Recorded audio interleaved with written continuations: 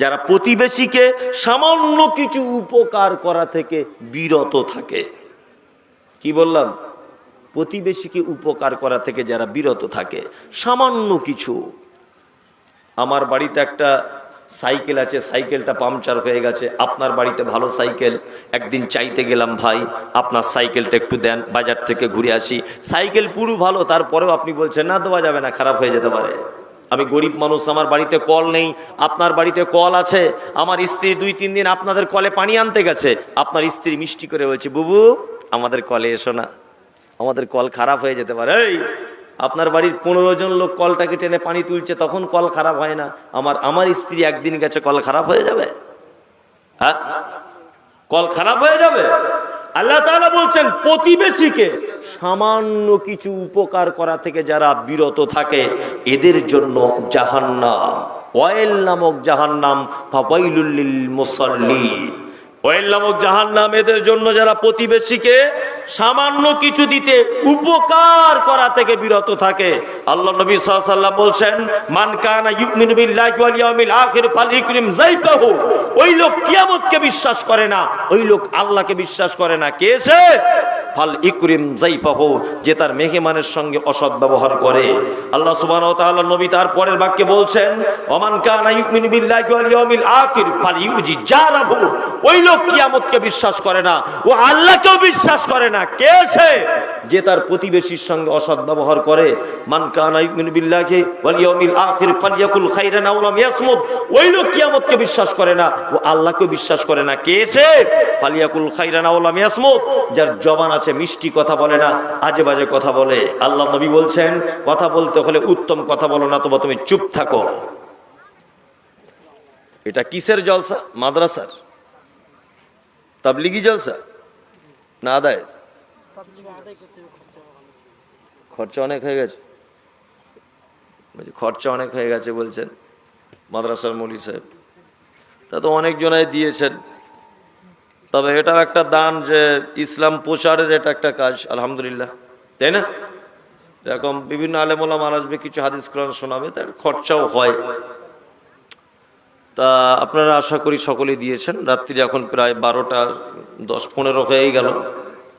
আর সত্যি এটা খুব উত্তম, আজকে যে কটা জলসা করছি এটা একটা উত্তম জলসা হচ্ছে, যে মধ্যবর্তী রাত পর্যন্ত এটা করলে কি মানুষ ফজরের নামাজটা পড়তে পারে, খুব সুবিধা হয়।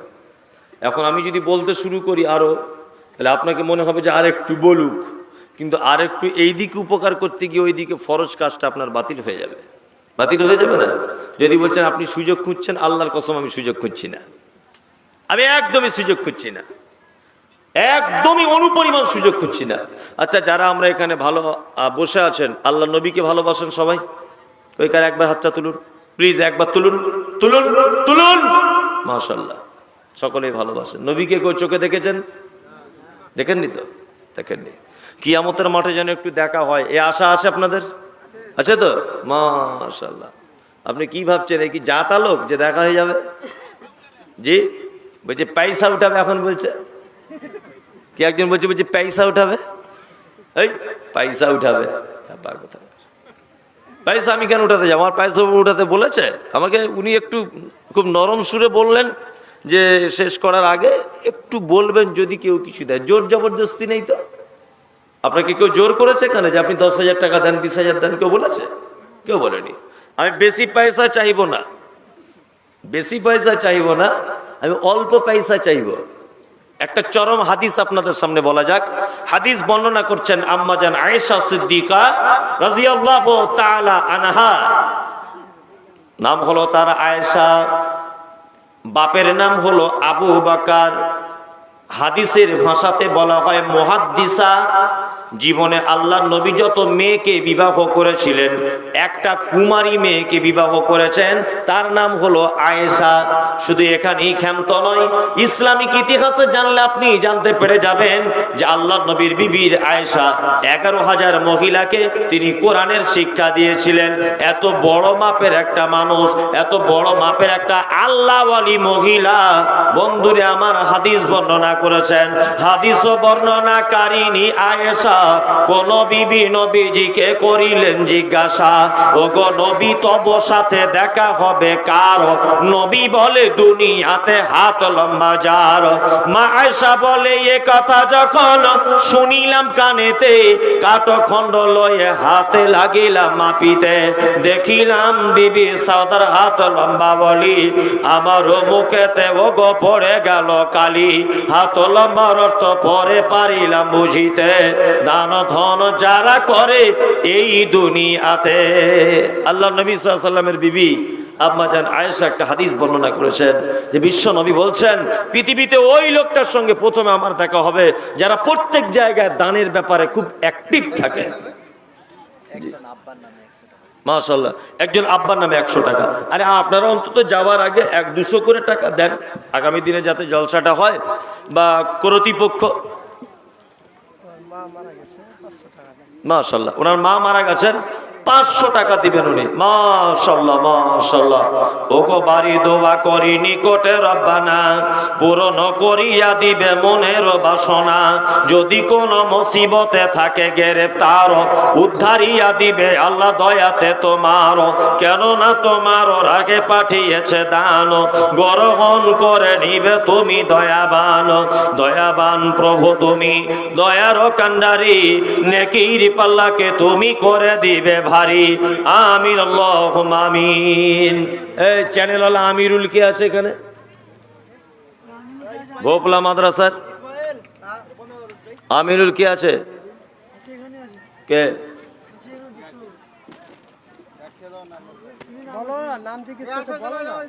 যাই হোক আমি বলে দিচ্ছি, ভোপলা মাদ্রাসা থেকে কে এসেছে আমিরুল?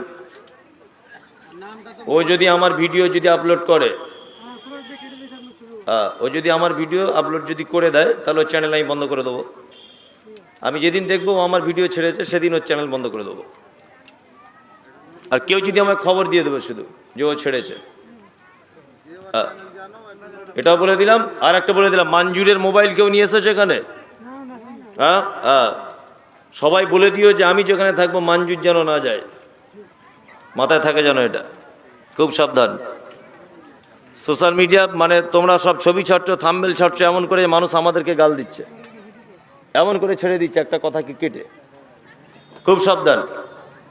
আমি যে ব্যাপারে বলছি না সেই ব্যাপারে একটা মেয়ে ছেলে নিয়ে ছবি দিয়ে দিচ্ছে সেখানে, অথচ সেই ব্যাপারে কিছু বলি। ওই জন্য সবাই খুব হুঁশিয়ারির সঙ্গে থাম্বনেল বানিও। এখন তো চারিদিকে দেখতে পাচ্ছ কি চলছে, খুব সাবধানে। গজল কি? আমি সেই একটাই গজলই জানি। 5 জনকে নিয়ে একটা পরিবার, কি বলছি বুঝতে পারছেন? তাহলে আপনি নিজে বাঁচুন, আপনার পরিবারকে জাহান্নামের আগুন থেকে কি করুন? বাঁচান। কেমন করে বাঁচাবেন? অনেক বাপ আছে বলতে শুনেছি, কি আর বলবো, এত বলা বলছি ছেলে কথাই শুনে না। বলছে কি বলছে না? ছেলে কথাই শোনে না। বাহ, খুব ভালো বুদ্ধি তো। চৈত্র মাসের প্রখর রোদ্দুরে টিনের চালের যাদের বাড়ি হয়, আপনার 4 বছরের একটা বাচ্চাকে যদি খালি পায়ে দুপুর বেলাতে ওই চালের উপরে যদি শুইয়ে দেওয়া হয়, আচ্ছা বলুন তো আপনি বাপ হয়ে এ দৃশ্য নিজে চোখে দেখে মেনে নিতে পারবেন? পারবেন? তাহলে টিনের চালের আগুনের থেকে জাহান্নামের আগুনের তেজ কম না বেশি? বেশি। তা আপনার সামনে যেদিন আপনার বেটাকে জাহান্নামে ফেলা হবে, আপনি সেদিন মানবেন কি করে? মানবেন কি করে? মানা যাবে? যাবে না। তাহলে এখন থেকে আপনাকে গার্ড করতে হবে, আপনার পরিবারকে গার্ড করতে হবে। এই গার্ড কি দিয়ে করবেন? কোন পদ্ধতিতে আপনার বেটা বেটি, আপনার স্ত্রীকে, আপনার পরিবারকে জাহান্নাম থেকে বাঁচাবার প্রথম পদক্ষেপটা কি, এইটা আপনাদের সামনে বলবো। এবার আপনাদেরকে একটা কথা বলে রাখছি, জাহান্নাম থেকে বাঁচাবার পরিবারকে প্রথম পদক্ষেপ কি এটা বলছি। কোরআনে একটা লোকের নাম এসেছে, তার নাম লোকমান। নাম শুনেছেন? লোকমান নবী ছিল। নবী বাড়ি কোথায় জানেন? জানেন না? আমাদের মাদানী সাহেব আছেন, খুব আমার আপনজন মানুষ। ওনার পাশের গ্রামে আমার মাদ্রাসা আছে, তো ওই জন্য খুব পরিচিত। ওই 2-3 দিন আগে ওনার বাড়িতে গিয়েছিলাম, তা খুবই পরিচিত মানুষ। ওনার কাছেও জিজ্ঞেস করবেন এটা, যে মমতাজুল সাহেব একটা ছোট মৌলভী সাহেব বলে গেছে, কথাটা কতটা সত্য কতটা মিথ্যা। পবিত্র আল কোরআনে অনেক মানুষের নাম এসেছে যারা নবীও ছিলেন না, রাসূলও ছিলেন না। যেমন আবু লাহাব নবী রাসূল ছিলেন, বরঞ্চ ইসলামের শত্রু, চরম শত্রু। ফেরাউন ইসলামের চরম শত্রু। হামান ইসলামের চরম শত্রু। কারুন ইসলামের চরম শত্রু। আল্লাহ এদের নাম কোরআন মাজিদে দিয়েছেন। আর কিছু ভালো মানুষের নাম দিয়েছেন, তাদের নামে কি তারা নবীও নন, রাসূলও নন। মারিয়াম আলাইহিস সালাম আব্বার নাম ইমরান, কোরআনে আছে? আছে? ইনি কি ছিলেন? নবী রাসূল কেউ ছিলেন? জানা নেই। আমরা একটা লোকের নাম শুনি, খিজির আলাইহিস সালাম। হযরতে খিজির নাম শুনেছেন? উনি নবী ছিলেন না, উনি নবী ছিলেন না। আর একজন মানুষের নাম বলছি, ওনার নাম লোকমান। লোকমান ইনি নবী ছিলেন না। লোকটার বাড়ি কোথায়? লোকটার বাড়ি হচ্ছে, যারা জেনারেল শিক্ষিত ভাইরা আছেন আপনারা জানেন যে সারা পৃথিবীর দুর্ভিক্ষের মহাদেশ বলা হয় দক্ষিণ আফ্রিকাকে, তাই তো? দক্ষিণ আফ্রিকা। এই দক্ষিণ আফ্রিকার একটি শহরের নাম হচ্ছে হাবাসা। এই হাবাসা শহরে জন্মগ্রহণ করেছিলেন লোকমান হাকিম। বর্তমান যে জায়গাটার নাম ইথিওপিয়া, এই ইথিওপিয়াতে জন্মগ্রহণ করেছেন। নবী রাসূল কেউ ছিলেন না, একজন খুব আল্লাহওয়ালা মানুষ এবং প্রজ্ঞা অর্থাৎ জ্ঞানী মানুষ ছিলেন। আল্লাহ সুবহানাহু ওয়া তাআলা জ্ঞানটাকে এত পছন্দ করেছেন যে এনার নাম দিয়ে কোরআন একটা সূরা বর্ণনা করে দিয়েছেন। আল্লাহু আকবার। দেখতে কেমন ছিল লোকটার? দেখতে ছিল ঠোঁটটা খুব মোটা, কালো কুচকুচে কাকের মতো কালো, বেঠে লোক, চওড়া মানুষ ছিলেন, মানে চ্যাপ্টা টাইপের একটু। জি, এই রকম মানুষ ছিলেন। আল্লাহ তার নাম কোরআনে লিপিবদ্ধ করেছেন। তার মানে বোঝা গেল মানুষের সম্মান তার বংশ মর্যাদার কারণে হয় না, মানুষের সম্মান টাকার কারণে হয় না, মানুষের সম্মান আল্লাহর নিকটে কিসের কারণে? কিসের কারণে? আল্লাহ ভীতি আর শিক্ষার কারণে, তাই তো? আল্লাহ এত মর্যাদা দিয়েছেন যে তাকের নাম কোরআনে তো শুধু দেননি, কোরআনে তার নামে একটা সূরা পর্যন্ত অবতীর্ণ করে দিয়েছেন। আল্লাহু আকবার। আপনি অবাক হয়ে যাবেন। আমরা শিক্ষিত মানুষদের সম্মান করি? করি শিক্ষিত মানুষদের সম্মান? কে বলেছে? এলাকায় যত দায়িত্বপ্রাপ্ত মানুষ আছেন খোঁজ নিয়ে দেখুন তো কটা শিক্ষিত মানুষ আছে? আছে? নাই। সব দেখবেন অশিক্ষিত নির্বোধ মানুষেরা। হ্যাঁ, তাদের কিছু টাকা হয়েছে, কিছু টাকা হয়েছে, তাদের সব দায়িত্ব দিয়ে রেখে দিয়েছে। আজকে পশ্চিম বাংলার মাদ্রাসাগুলির এত অধঃপতন কেন জানেন? ব্যাকগ্রাউন্ডে একটা কথা বলে দিই। সারা পশ্চিম বাংলার মাদ্রাসার এই অবস্থা কেন, আর মিশনের এই অবস্থা কেন? আল্লাহর কসম আপনার সঙ্গে আমার পরিচিত নেই, আপনার আমি শত্রু নয়। আমি মমতাজুল ইসলাম, আমার ছোট থেকে একটু জবানটা কাটা। এটা সোশ্যাল মিডিয়া তো আপনারা দেখেন। আল্লাহ পবিত্র কোরআন মাজিদের ভিতরে বলছেন, কুল হাল ইয়াস্তাবিল্লাযীনা ইয়ালামুনা ওয়াল্লাযীনা লা ইয়ালামুন। এই যারা কোরআন জানে আর যারা কোরআন জানে না, এরা দুজন সমান? সমান? সমান নয়। আল্লাহ পবিত্র কোরআনে বলছেন, কুল হাল ইয়াস্তাবিল আমা ওয়াল বাসীর ওয়াজ যুলুমাতি ওয়ান নূর। যারা কোরআন জানে তারা চক্ষুওয়ালা লোক, যারা কোরআন জানে না তারা অন্ধ লোক। ভালো করে বুঝবেন। এইবার আপনাদেরকে একটা কথা বলি। আচ্ছা বলুন তো দেখি, কোন অন্ধ লোকের হাতে যদি লাইট দেন যে চোখওয়ালা লোকটা রাস্তা দেখাও, এই অন্ধ লোকের পক্ষে এটা সম্ভব? সম্ভব? সম্ভব নয়। পশ্চিম বাংলার মাদ্রাসার বর্তমানে দুরবস্থার একটা কারণ, মাদ্রাসার যারা দায়িত্ব যাদের হাতে আমরা তুলে দিয়েছি, এরা একজনও আরবি শিক্ষায় শিক্ষিত নয়। কি বলছি বুঝতে পারছেন না? ও তো নিজের কাছে ইসলামের আলো নেই, ও জাতিকে কি করে লাইট দেখাবে? কি বলছি বুঝতে পারছেন? হ্যাঁ, মিশনগুলো এত বেশি বেশি করে বাড়ছে কেন? মিশনগুলো বাড়ছে তার একটা কারণ, মিশন যারা তৈরি করছে এরা আরবি লাইনের ছাত্র নয়, এরা ওই লাইনেরই ছাত্র, এই জন্য ডেভেলপ করতে পারছে।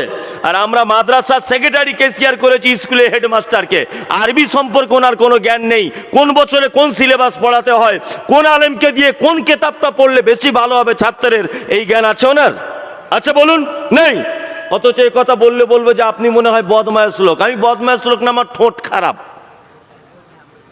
কি বললাম বুঝলেন না? আমার ঠোঁট খারাপ। তবে কথা যেটা বলে দিয়েছে আপনি কেটে দেন তো দেখি, কাটার লাইন আছে? আল্লাহ বলছে যারা কোরআন জানে না এরা অন্ধ, এরা চোখে দেখতে পায় না। যারা চোখে দেখতে পায় না তাদেরকে দিয়েছি লাইট হাতে, মানে মাদ্রাসার দায়িত্বটা তোরাই চালা। আল্লাহু আকবার। এই জাতি কখনোই এইভাবে পরিত্রাণ হবে না। শিক্ষিত মানুষদের সম্মান দিয়েছেন কে? কে দিয়েছেন? আল্লাহ। এই লোকমান হাকিম তার বেটাকে, তার পরিবারকে জাহান্নামের আগুন থেকে বাঁচাচ্ছেন। তার পরিবারকে জাহান্নামের আগুন থেকে বাঁচাতে গিয়ে সর্বপ্রথম যে পদক্ষেপ গ্রহণ করলেন সেই পদক্ষেপটা হচ্ছে এই, বেটা, ইয়া বুনাইয়া, হে বেটা, তুমি কখনো শিরক করো না। শিরক হচ্ছে সব থেকে বড় পাপ, শিরক হচ্ছে সব থেকে বড় জুলুম। তাহলে পরিবারকে জাহান্নাম থেকে বাঁচাবার জন্য প্রথম পদক্ষেপ কি? পরিবারকে শিরক মুক্ত পরিবার গড়ে তুলতে হবে। কি বলছি বুঝতে পারছেন? শিরক মুক্ত পরিবার। শিরক এই ব্যাপারটা বুঝতে গেলে আগে আপনাকে তৌহিদ জানতে হবে। তৌহিদ ব্যাপারটা জানেন তো? তৌহিদ, তৌহিদ মানে কি? আল্লাহর একত্ববাদ মানে কেমন জানা আছে?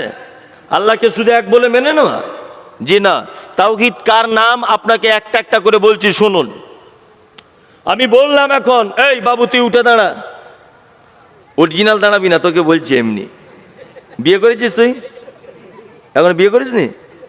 আচ্ছা, এই ছেলেটাকে আমি বলছি ফজলুল করিম উঠে দাঁড়া। আমি একে উঠে দাঁড়াতে বললাম। আচ্ছা বলুন তো দেখি, ওর পাশে যদি ও উঠলো, আর একটা বাচ্চা ছেলে সে উঠে গেল, আচ্ছা ওই ছেলেটা যে যাকে বললাম না ও উঠে গেল, ও ভুল করলো না ঠিক করলো? কি করলো? ভুল করলো। কারণ ওকে তো আমি বলিনি, আমি একজনকেই বলেছি তুমি উঠে দাঁড়াও। তা যাকে বলেছি সেই তো দাঁড়াবে।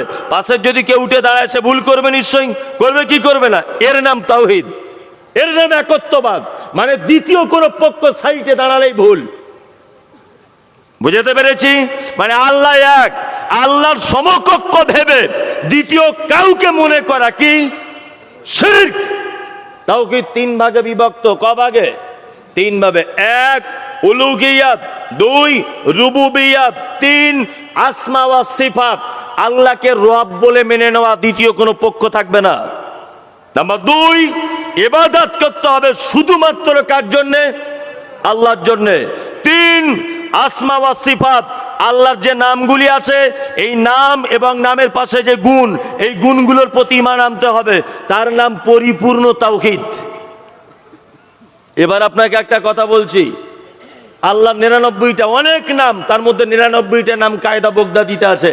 এই 99টা নাম আমরা বিশ্বাস করি। কারা কারা? কোন হাত তুলুন তো। কই সবাই?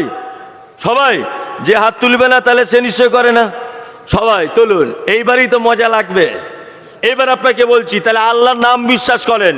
ইয়া আল্লাহ, ইয়া রহমান, ইয়া রাহিম, ইয়া মালিক, ইয়া কুদ্দুস, ইয়া জাব্বার, ইয়া ওয়াহাব, ইয়া সালাম, ইয়া মুহাইমিন, ইয়া মুতাকাব্বির। এই নামগুলো আমরা সবাই বিশ্বাস করি। করি না? করি। কিন্তু নামের মানেগুলো বিশ্বাস করি? হ্যাঁ।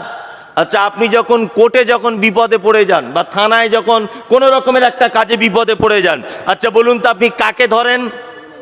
উকিল ধরেন, তাই না? উকিল মানে যেমন হোক করে আপনাকে বাঁচাবে। আপনি মার্ডার করেছেন, উকিল তবুও জজের সামনে বলবে, ইওর অনার, আমার মক্কেল তো সেদিন বাড়ি ছিল না যেদিন মার্ডার হয়। ও বলবেই। কি বলছি বুঝতে পারছেন না? উকিল তো চাই যে যত বেশি মিথ্যা সাজিয়ে বলতে পারে, বুঝলেন না? যেমন হোক করে বাঁচাবে, এর নাম উকিল। ইয়া ওয়াকিল। 99টা নামের ভিতরে আল্লাহর একটা শব্দ নাম এসেছে ওয়াকিল। আছে? আছে? ওয়াকিল মানে রক্ষাকারী। যাবতীয় কাজ থেকে, বিপদ থেকে রক্ষা করে কে? কে করে? আল্লাহ, আল্লাহ, আল্লাহ। কিন্তু কিছু জিলাপি হুজুর মার্কেটে তারা বলছে যে আল্লাহকে এমনি পাওয়া যাবে না। বলছি কেন? বলছে ডাল ধরে গাছে উঠতে হয়। আমি সোশ্যাল মিডিয়ায় বলেছি, মমতাজুল ইসলাম, আমি ওই গাছে উঠি না যে গাছের ডাল থাকে, আমি নারকেল গাছে উঠি। কি বলছি বুঝতে পারছেন না? বলছে যতই মমতাজুল ফটর ফটর করো, ডাল না ধরলে কাজ হবে না। বিপদ থেকে বাঁচাতে পারে কে? কে? আল্লাহ।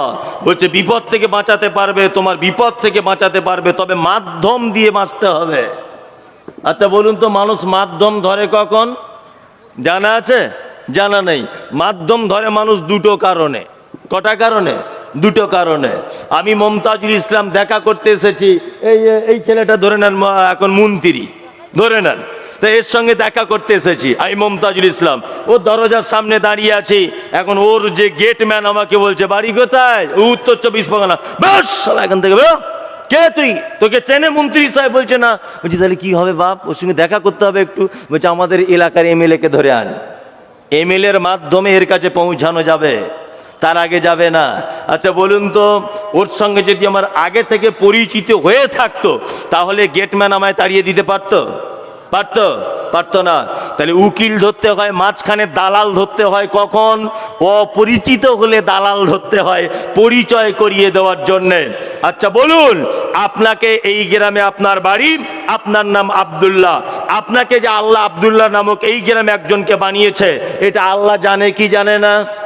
এটা আল্লাহ জানে কি জানে না? আল্লাহর সঙ্গে আমার আপনার বান্দার পরিচয় আছে না নেই? আছে। তাহলে আল্লাহর সঙ্গে যখন বান্দার পরিচয় আছে, তাহলে মাঝখানে দালাল ধরতে যাব কেন? দালালের প্রয়োজন হয়? হয় না। আর এক জায়গাতে লোক ধরতে হয়, কোথায় না? মন্ত্রী সাহেব যখন টাল বাহানা করে, বাড়ি কোথায়? উত্তর 24 পরগনা। তুই মমতাজুলের বেটি তো? আচ্ছা হ্যাঁ। হ্যাঁ, টেট পরীক্ষা তোর পাস হয়ে গেছে, তবে একটু সাইজ ছোট, তোর 2 ইঞ্চি শর্ট হচ্ছে। মানে চাকরি ওর কনফার্ম। এই যে 2 ইঞ্চির কথা ভয় দেখিয়ে দিয়েছে, মানে 50,000 টাকা খাবে, বুঝলেন না? তা আচ্ছা বলুন তো দেখি, তখন আমায় লোক ধরতে হবে যে মন্ত্রীর কাছে একবার যাই, আমার বেটি চাকরিটা হয়ে যাবে। তার মানে মন্ত্রী সাহেব যদি জানার পরেও তালবাহানা করে, তাহলে লোক ধরতে হয়, তাই তো? আচ্ছা বলুন তো, কোনো বান্দা যদি ভুল করে, তা আল্লাহর কাছে যদি ডাইরেক্ট ক্ষমা চায়, আল্লাহ কি টালবাহানা করে বলে আগে পীর সাহেবের কাছে যাও, পারমিশন হলে তবে ক্ষমা পাবে? এরকম ব্যাপার আছে? ব্যাপার আছে? একদমই নাই। অথচ জিলাপি হুজুর বলছে আমাদের কাছে আসতে হবে। ওই কিয়ামতের মাঠে নৌকা চালাবে, ওরই 10 পয়সা দাম নাই। কি বলছি বুঝতে পারছেন না? ওর নিজেরই তো ঠিক নাই। কি আশ্চর্য ব্যাপার, আপনি অবাক হয়ে যাবেন। বলছে মাধ্যম ধরতে হবে। এই বলুন তো দেখি, সংসারের সব থেকে বেশি মারে বাচ্চাকে কে? মা। তাই বলে কি আমরা বলবো যে মা সব থেকে বদমাইশ? বলবো না। মেয়েকে, বাচ্চাকে, ছেলেকে মেরেছে মা। দুপুর বেলাতে বাচ্চাটা কাঁদতে কাঁদতে তার দাদির কাছে গিয়ে বলছে, দাদি তোমায় একটা কথা বলবো। কি বলো না? বলছে মা খুব মেরেছে, একটু দুধ দাও না, একটু খাই। আচ্ছা বলুন তো, দাদির কাছে যদি তার বাচ্চা যদি দুধ চায়, এটা যদি মা দেখতে পায়, তাহলে মা রাগ করবে না মা আনন্দিত হবে? কোনটা? রাগ করবে। যদি অরিজিনাল মা হয়, মা বেটার মাথায় হাত বুলিয়ে দিয়ে বলবে, আব্বু আব্বু তুমি আমাকে একটু মেরেছি বলে আমাকে ভুলে দাদির কাছে চলে গেলে, তুমি আমার কাছেই এসো। মাঝে সাঝে আল্লাহ আমাদেরকে আজাব গজব বিপদ মুসিবত দেয়, দেয় কি দেয় না? দেয় কি দেয় না? দেয়। মা যেমন তার সন্তানকে ভালোবাসে, আর আপনি যদি তার দাদির কাছে দুধ চাইতে যান, মায়ের যেমন রাগ হয়, মা যেমন চাই বেটা মেরিছি তাই কি হয়েছে, একবার আমারই কাছে আয় ডাইরেক্ট, আমি তোকে দুধ দেব, আমি তোকে 10 মাস পেটে রেখেছি। বলুন, একটা মায়ের থেকে একটা বান্দাকে আল্লাহ বেশি ভালোবাসে না কম ভালোবাসে? বেশি ভালোবাসে। হঠাৎ যদি বিপদ আপদ মুসিবত হয়, তা আপনি দাদির কাছে যাবেন কেন? ডাইরেক্ট ধরুন আল্লাহকে। কি বলছি বুঝতে পারছেন? ডাইরেক্ট। কি আশ্চর্যভাবে মানুষকে বেঈমান বানাচ্ছে। বলছে বন্ধুরে আমার, তো বলছে কি হলো? বলছে কান খুলে শুনে রেখে দাও। বলছে ঘটনা কি? বলছে প্রয়োজনে জামা কাপড় সব খুলে দাও। বলছে কারণ কি বলো না জামা কাপড় খোলার? বলছে আমাদের পীর সাহেবের এত পাওয়ার, কোন মুরিদ যদি মারা যায়, কবরের ভিতরে যখন রেখে দেওয়া হবে, মুনকির নাকির ফেরেশতা আসার আগে পীর সাহেব কবরের ভিতরে পৌঁছে যাবে, আর মুরিদের পক্ষে হয়ে ওই ফেরেশতাদের সাথে মোকাবেলা করতে লেগে যাবে। আর পাবলিক বলছে না রে তাকবীর, আল্লাহু আকবার। মনে মনে বলছি শালা পাগল কি আর গাছে ধরে রে? হ্যাঁ। আচ্ছা বলুন, এটা সম্ভব? শিরক। এটা কে করতে পারে? কে? আল্লাহ, আল্লাহ, আল্লাহ। শিরক কাকে বলে? আল্লাহর যে ক্ষমতা আছে, এই ক্ষমতা পৃথিবীর অন্য কারো আছে এটা মনে করা শিরক। আল্লাহর যে পাওয়ার আছে, এই পাওয়ার পৃথিবীর অন্য কারো আছে এটা মনে করা শিরক। হায়াতের মালিক কে? মওতের মালিক, রুজির মালিক আল্লাহ। নতুন গাড়ি কিনেছে, পীর সাহেবের কাছে গেছে তাবিজ আনতে। পীর সাহেব বলছে কি করতে এসেছো? বলতে আমি একটা বাস কিনেছি, বাস। বলছে তাই নাকি? বলছে হ্যাঁ। বলছে একটা তাবিজ দিয়ে দেন বাবা। বলছে আগে লকডাউনে তাবিজের দাম কম ছিল, এখন বেড়েছে 10,000 টাকা পিস। তা বলছে তাবিজের কাজ কি? বলছে এত কাজ, তোর বাসের ড্রাইভার চালাবে, ওর পাছার তলাতে লাল সুতো দিয়ে বেঁধে দিবি, সব বাস ফাঁকা যাবে, আর তোর বাসে এত প্যাসেঞ্জার হবে বাদুরের মতো ঝুলবে। পীর সাহেবের তাবিজে, বুঝলেন না? আমি বলতে চাইছি 10,000 টাকায় যদি সব প্যাসেঞ্জার এর বাসে উঠিয়ে দিতে পারে, এত যখন ওর পাওয়ার, বুঝলেন না? তা ওই তাবিজ দিয়ে তো ব্যাংকের ম্যানেজারকে বশীকরণ করে সব টাকা নিজের বাড়ি ঢোকাতে পারে। ও হারামখোর কেন তাবিজ বেচে খায়? হ্যাঁ, ও কেন তাবিজ বেচে খায়? আশ্চর্য ব্যাপার।